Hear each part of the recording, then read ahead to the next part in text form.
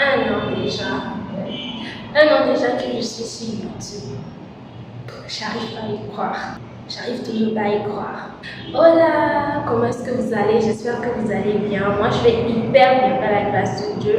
Et si tu passes par là, n'oublie pas de t'abonner, d'activer la cloche de notification pour ne pas manquer mes autres vidéos. Et bienvenue dans le canal. Let's go.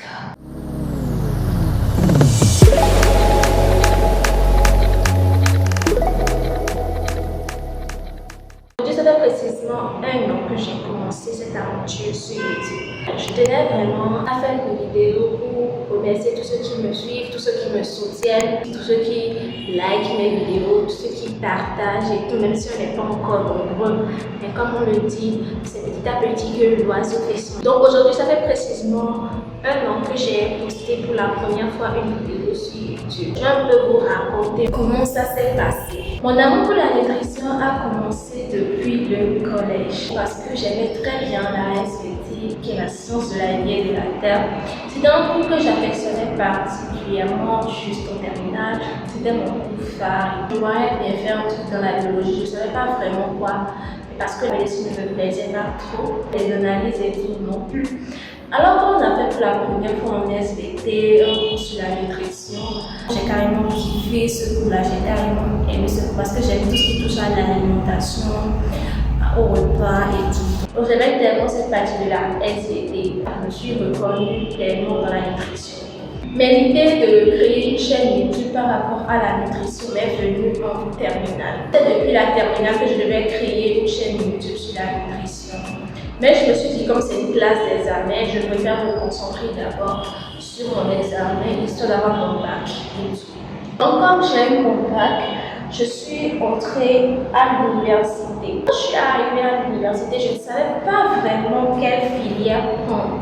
Et là, vous allez me demander pourquoi est-ce que je n'ai pas choisi la nutrition. Je n'ai pas pris la nutrition parce qu'en Afrique, et ça c'est une réalité, les Africains ne se soucient pas trop de leur alimentation. Peu d'Africains se soucient vraiment de leur alimentation, de ce qu'il y a dans leur plat et autres. Et moi, je me suis dit, est-ce que ça sera vraiment rentable de faire la nutrition?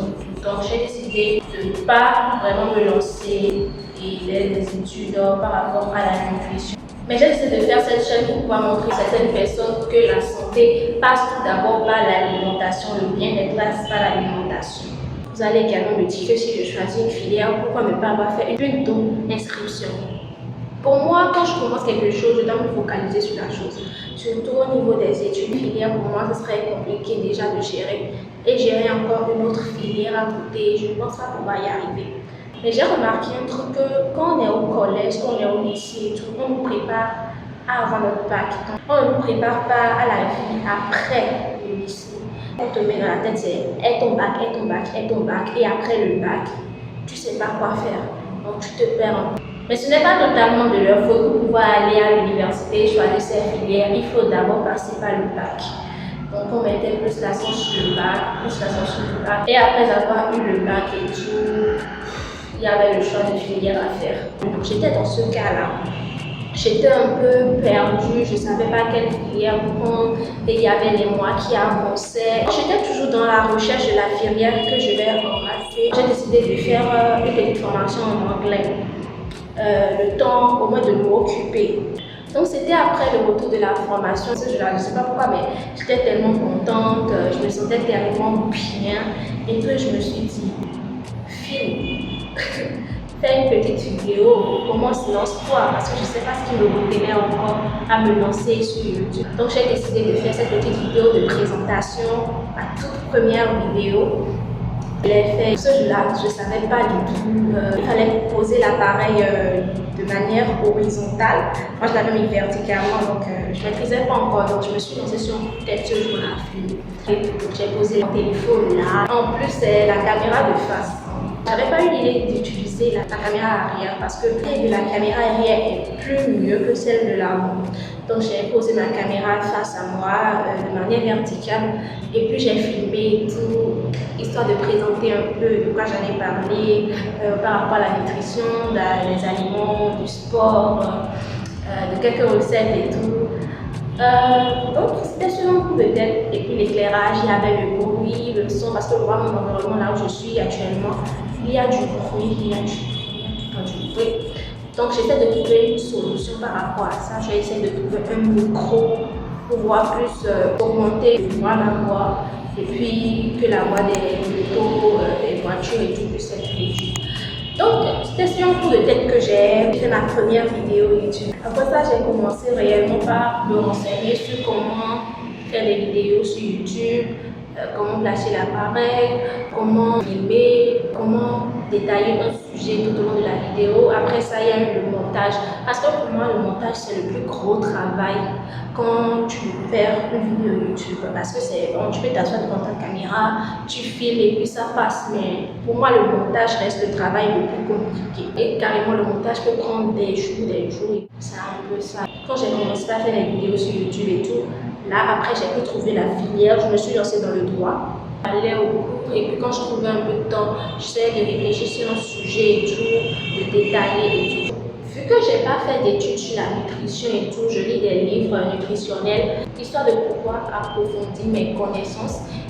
Et j'ai une amie, plutôt la cousine de ma cousine, qui est dans la nutrition. Donc lorsque j'ai un petit conseil à prendre et tout, je vais vers elle, histoire qu'elle m'aide à approfondir plus sur le sujet, histoire de ne pas vous donner de fausses informations, parce que quand même il s'agit de la santé. On ne va pas banaliser sur la santé, l'alimentation et tout. Donc c'est un peu comme ça que je fais mes vidéos. Donc plus le temps a commencé à passer, je continuais à faire des vidéos très rarement. Il y avait toujours des longues périodes où je ne filmais pas et tout, parce que sincèrement je filmais, mais le montage me donnait vraiment la flemme. Parce que le montage c'est tellement compliqué. C'est le plus gros travail le montage, c'est le plus gros travail le montage. Et donc pour cette nouvelle année-ci, j'ai vraiment décidé de me discipliner, histoire de vraiment reculer toutes mes vidéos, de prendre un jour dans la semaine et de vraiment poster les vidéos tout le temps, ce même jour-là, histoire de ne plus avoir de longues périodes d'absence. Avec toutes mes vidéos que j'ai fait jusqu'à présent sur YouTube, je peux dire que la plus vue c'était la première vidéo parce que j'avais posé la caméra, l'éclairage et il me semble que j'avais même utilisé un filtre Snapchat pour venir, je sais plus trop. Et puis pour moi, la meilleure vidéo que j'ai pu faire était la vidéo pour Noël et pour la fête, la vidéo pour comment bien manger pendant les fêtes. Là, sincèrement, je m'étais lâchée, j'étais vraiment à l'aise, pas crispée, et puis ça se voyait très bien. Donc, juste là, pour moi, c'est ma meilleure vidéo, malgré le bruit, mais quand même, ça reste ma meilleure vidéo. Me lancer sur YouTube, c'était vraiment un truc personnel, faire quelque chose qui me passionne, faire quelque chose que j'aime, parler de quelque chose que j'aime. Et également, c'est un moyen pour moi de vaincre un peu ma timidité parce que je suis quelqu'un de très timide. En tout cas, pour certaines personnes, je suis quelqu'un de très timide, pour d'autres, pas du tout. Mais en général, je suis quelqu'un de très timide, de très renfermé. Donc, aller sur YouTube, pour moi, c'est vraiment un moyen pour moi de m'exprimer, de sortir de ma zone de confort. Je voudrais encore remercier tous mes abonnés qui me suivent encore, tous ceux qui partagent, tous ceux qui like, même si on n'est pas nombreux. Mais je tenais quand même à vous remercier parce que ça me touche vraiment que vous me soutenez. Et j'espère que cette année, moi, j'aurai vraiment tenu ma parole, de prendre un jour dans la semaine et de vraiment me discipliner à poster ce jour-là. Parce que le plus important, si tu sais ce que tu veux, tu sais où tu veux aller, tout c'est la discipline. Il faut avoir de la discipline dans tout ce que tu fais. Même si tu sais que ce que tu fais ne te plaît pas, il faut te discipliner parce que tu sais pourquoi tu es là et où est-ce que tu veux aller. Ce sera tout pour cette vidéo et si elle vous a plu, n'hésitez pas à liker, à commenter, à partager parce que c'est vraiment important si vous voulez que notre communauté elle évolue, s'agrandisse. Et je vous invite également à aller vous abonner sur ma page Facebook Roxy Nutrition. Vous aurez tous vos conseils en nutrition, vous poser toutes vos préoccupations. Donc merci, bisous.